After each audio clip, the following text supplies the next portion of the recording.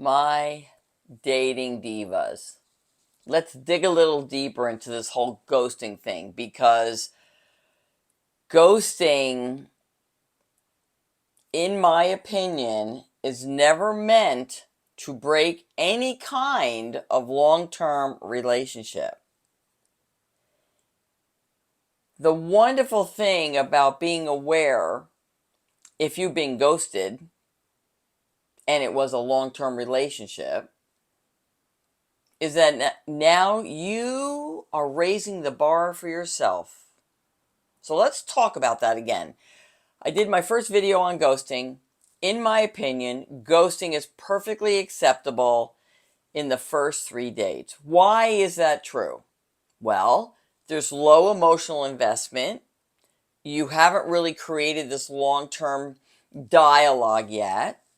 Now, there are rules to dating, and we haven't gotten into that, but let's assume you go on a date a week with somebody who you think there's potential.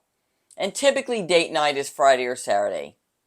So you go on a date, it's lasting 2 hours. If you're looking for a serious relationship, my rule of thumb is to make sure it's not longer than 2 hours.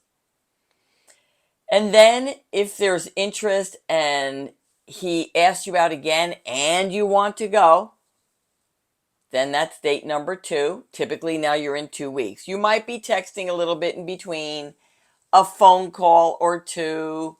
Again, keeping it light. Why? Because we want to always leave them wanting more. But let's say now after the second date, it's not feeling so good. I mean, I've had that happen. That's how I came up with this complete scenario and system, because there was a pattern. So now maybe you're not feeling it and he reaches out and you're not interested. Is it okay to ghost? Yes. Do you have to ghost? No. You can say, I don't feel like we're on the same page, but thank you so much. It was great getting to know you. That is a simple,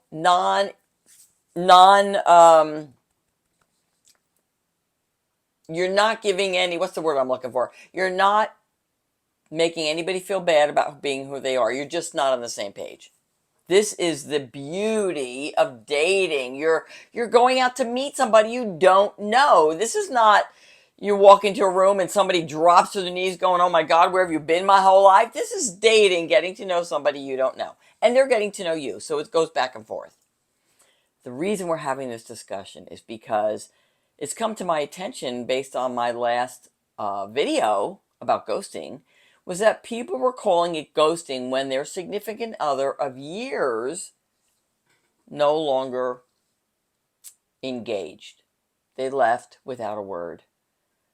Divas, you deserve better than this. That is not called ghosting. That is called abandonment. That is called breakup. That is called, and it hurts because you're emotionally invested and now there's no closure. So that's understandable, 100%. I had a guy I was dating. I write a little bit about him in my book, and we were dating for like 6 months. I think we were dating for 6 months, and there were red flags along the way, divas. Yeah, for sure. If I met him today, we wouldn't get past the first date.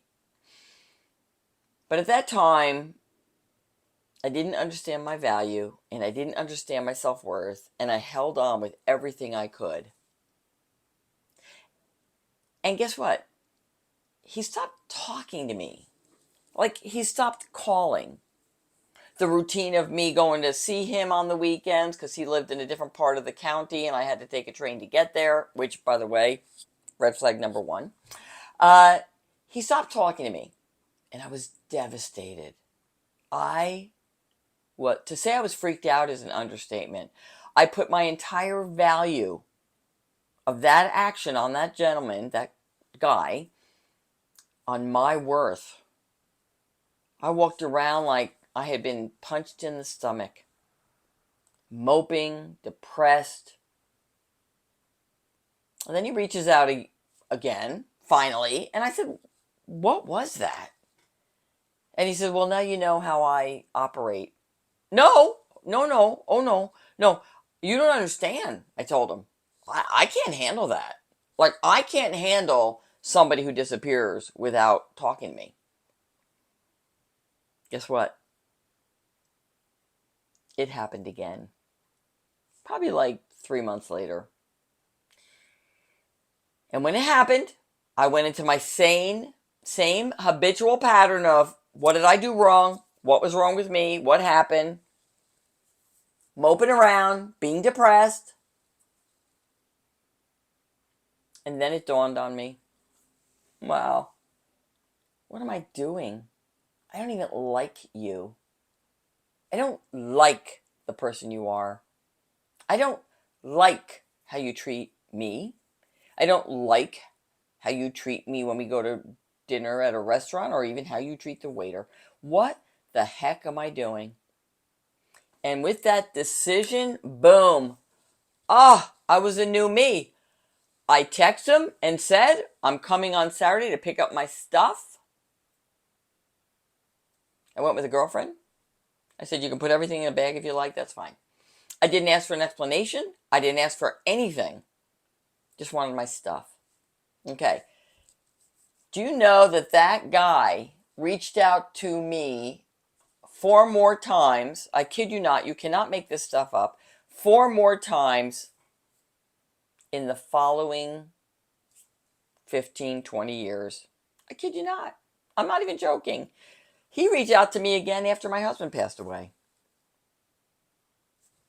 and said, I was so in love with you. And I said, what? How is that even possible? Now, here's the clincher, divas. Just because he was in love with me did not mean that I had to bend myself in a pretzel to be there for him, or to make myself love him, or to get on his page, or so. We were not aligned. It's as simple as that. And I appreciate, I wasn't even mad at him anymore. I was like, you're cracking me up because that's ridiculous. Like, the whole thing is ridiculous. But I understood my value. I began to grasp my value, who I was, what I brought to the table as not just a lover or a girlfriend or a wife, but as a friend, as a partner. Divas, you deserve better than this. When somebody leaves you and it's longer than 3 dates, that we're not going to give that the ghosting label. No, that's breakup. And good for you for saying, you know what? Thanks for the memory. Thanks for the understanding. Thanks for showing me that I deserve better. And then bid it adieu. Bid him adieu, man, and get back out there and date. Please, I beg you, do not accept crumbs. You deserve better. I hope that cleared things up. Drop me some comments. There's a difference. Yeah, between ghosting is not when somebody leaves you after a long time. Yeah. Yeah, life is a GPS for us, right? Always tune into what you're feeling.